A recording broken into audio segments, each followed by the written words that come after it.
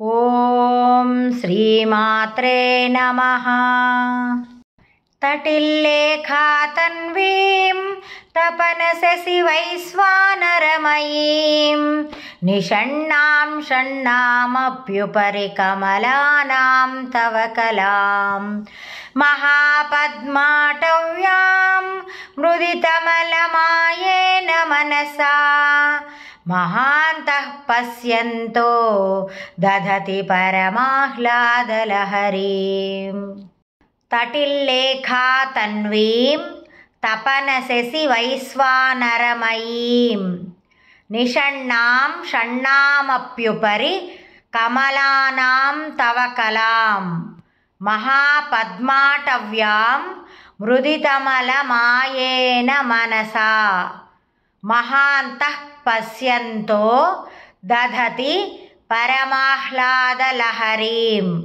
భవాని త్వం దాసే మయి వితర దృష్టిం సకరుణాం ఇతి స్తోతుం వాంఛన్ కథయతి భవాని త్వమితి యః తదైవ త్వం తస్మై దిశసి నిజ సాయుధ్య పదవీం ముకుంద బ్రహ్మేంద్ర స్ఫుట మకుట నీరాజిత పదాం.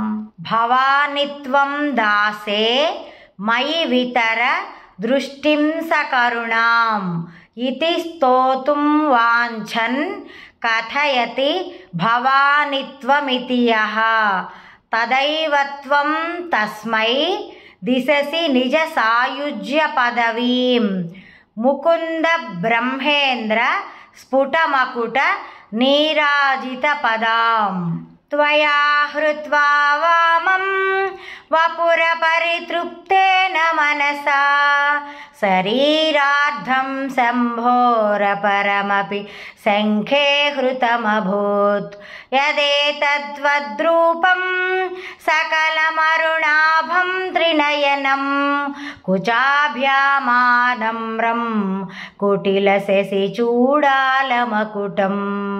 త్వయా హృత్వా వామం వపుర పరితృప్తేన మనసా శరీరార్థం శంభోరపరమపి శంఖే హృతమభూత్ యదేతద్వద్రూపం సకలమరుణాభం త్రినయనం కుచాభ్యామానమ్రం కుటిలశశి చూడాలమకుటం. జగత్సూతే ధాతా హైరవతి రుద్రః క్షపయతే తిరస్కుర్వన్నే తత్స్వమపి వపురీశస్థిరయతి సదా పూర్వః సర్వం తదిదమనుగృహ్ణాతి చ శివః తవాజ్ఞామాలంబ్య క్షణచలితయోర్భూలతికయోః. జగత్సూతే ధాతా హరిరవతి రుద్రః క్షపయతే తిరస్కుర్వన్నే తత్స్వమపి వపురీశస్థిరయతి సదా పూర్వః సర్వం తదిదమనుగృహ్ణాతి చ శివః తవాజ్ఞామాలంబ్య క్షణచలితయోర్భూలతికయోః.